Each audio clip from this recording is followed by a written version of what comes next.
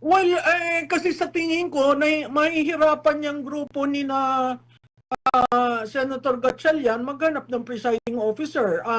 Dadalwa lang ang abogado dyan, si Senator Kiko Pangilinan at si Senator Chis Escudero. Hindi ko alam kung tatanggapin si Senator Chis Escudero ng inalsan niya para siya ang maging presiding officer, no?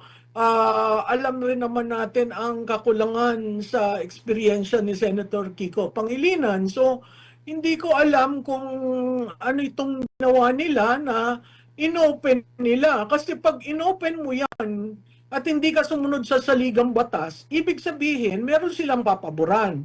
O merong inunumbra ang Malacanang para maging presiding officer. Yun ang nakakatakot.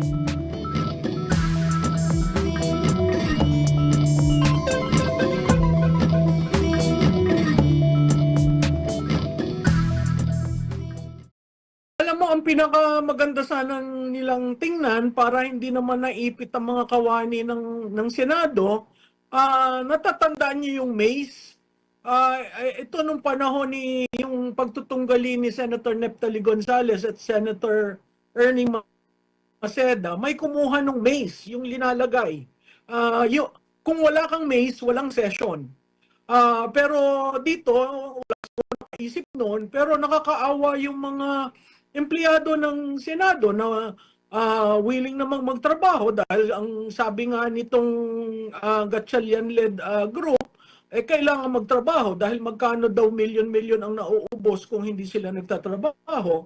And yet, nakita mo, nag-work from home, tapos nung nakita nila nakapasok yung grupo ni na Senator Cayetano, bigla na lang sinabi na hanggang alas 10 lamang, no?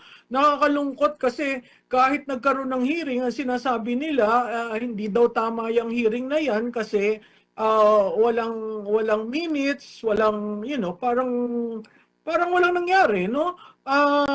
Nakakalungkot ito dahil trilyon na pondo ang nawawala na kontribusyon ng taong bayan. Hindi ba dapat yan talagang head-on na pag-usapan dahil hanggat hindi yan na iaayos, ang taong bayan, sa tingin mo kaya mas gugustuhin nating magbayad ng ating mga buwis, no? Kung ang buwis natin napupunta kung saan-saan, bakit tayo papayag ng ganyan hanggat hindi tayo sinasagot? Ano ba talaga nangyari sa ating pera?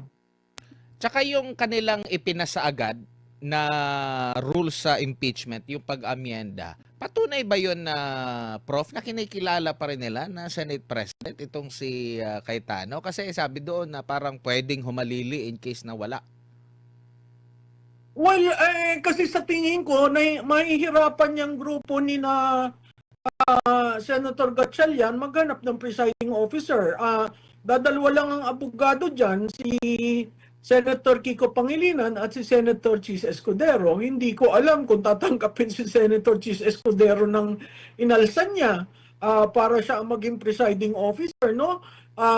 Alam rin naman natin ang kakulangan sa eksperyensya ni Senator Kiko Pangilinan. So, hindi ko alam kung ano itong ginawa nila na inopen nila. Kasi pag inopen mo yan at hindi ka sumunod sa saligang batas, ibig sabihin meron silang papaboran. O merong inunumbra ang Malacanang para maging presiding officer. Yun ang nakakatakot. Opo. Tsaka isa din sa mga napuna, grabe yung mga netizen, no? Kasi sila yung nakakita. Matatandaan nyo po, nagpaliwanag po itong si Mig Zubiri. Bago lang matapos ang Mayo, sa isang parang message yata doon sa Bukidnon, na talagang nagalit siya doon sa pagtatraidor daw sa kanya. No? Pero napansin nila na yung isa sa mga nag-traidor sa kanya, kasi 'di ba ang pumalit sa kanya itong si Senador Jesus Escudero, nakita nila unang kabilang sa mga nagyakapan pa na gano'n, na yung mga gano'n pong mga klase ng mga pahayag na para bang walang prinsipyo, na akala ko ba merong ano tapos ganito bigla na lang ano pong paliwanag doon, Prof? Alam mo, Admar, kasi yung pagiging traidor, um, sa tingin ko simula pa ng kasaysayan ng Senado, may mga ganyang elemento. Kasi nga kung hindi na masaya ang iyong mga kasamahan, 'di ba nga ang Senate President serves at the pleasure of their colleagues, no? Kung ang colleagues niya mahigit sa majority ayaw na sa kanya at tumayo ng call for the declaration of chairs to be vacant, wala tayong magagawa doon. Talagang ganun ang hugis at hubog ng senador, ng legislative body. You serve at the pleasure of your colleagues. Meaning, pag hindi mo na pagbigyan, pag merong medyo hindi kayo nagkasundo, nagsisimula doon, no? Mahirap maging Senate President kasi kung titingnan mo yan, 24 republics ang Senado. May iba pa nga dyan, mas mataas pa ang nakuhang boto kisa sa Pangulo, no? Yung mga previous na Pangulo. So makikita natin na it's very hard to operate that way.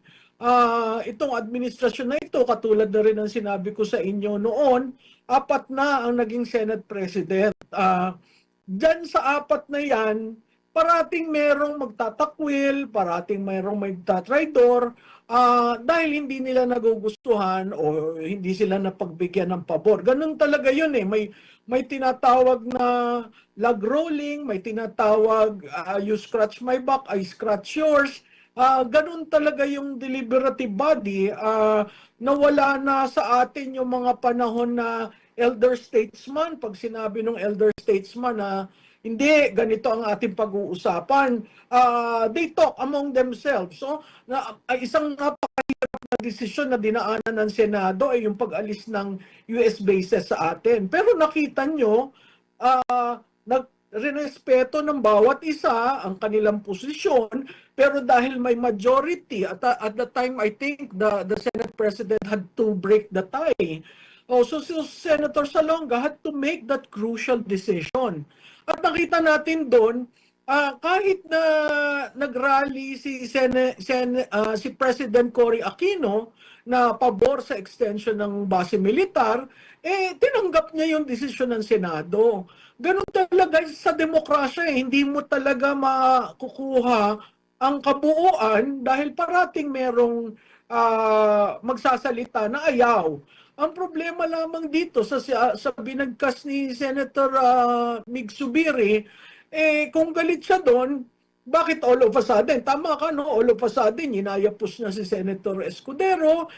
Siguro pinapakita niya rin na mahalaga si Senator Escudero kasi kung hindi lumabas si Senator Escudero sa plenaryo, walang nangyayari doon sa session nila nung isang araw. Pero hindi na rin siguro nagtataka yung ating mga kababayan na ganyan talaga yung politika. Kasi kung matatandaan mo, viral din ito, Prof, no? Yung tatay mismo ni Senador Mig Zubiri na gusto sanang hawakan, itaas yung kanyang kamay, tapos hindi itinaas yung kamay ni ano.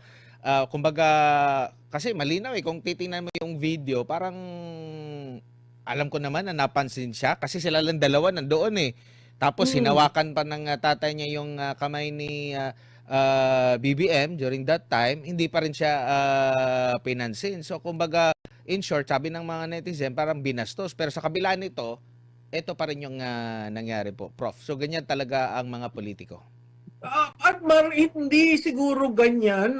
Nabubukod tangi itong 19th and 20th Congress under the Marcos administration kasi it's a reflection of the leadership. Kung ang leader, ang pinuno ay ganyan, siyempre ang mga iba, kung nagagawa yan ni Pangulo, bakit hindi natin gawin? Nakita naman natin kung paano ang nangyari doon sa flood control between the appropriations chairman at saka the speaker. Nakita rin naman natin yan sa Finance Committee ng Senado at ng Senate President. Kaya nga naalis si Senator Zubiri, no? Hindi lang pinag-usapan kung gaanong kalaki yung insertion, pero kasama siya doon. Kaya nga pag tinitingnan natin yung problema ni Speaker Martin Romualdez, hindi pa pwedeng si Speaker Martin Romualdez lang ang sisisihin dahil may counterpart sa Senado. Ganun din yung pagkaalis kay Senator Escudero. Apart from that is yung posisyon na tinindigan niya dito sa impeachment. Maganda na sana yung posisyon na tinindigan niya, pero alam mo, ang realidad rin sa politika ay yung political survival.